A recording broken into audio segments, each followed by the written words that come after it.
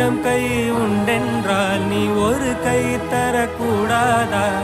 ஈராயிரம் கண் கொண்டாய் உன் ஒரு கண் என்னை பாராதா? உன்னில் சரணடைந்தே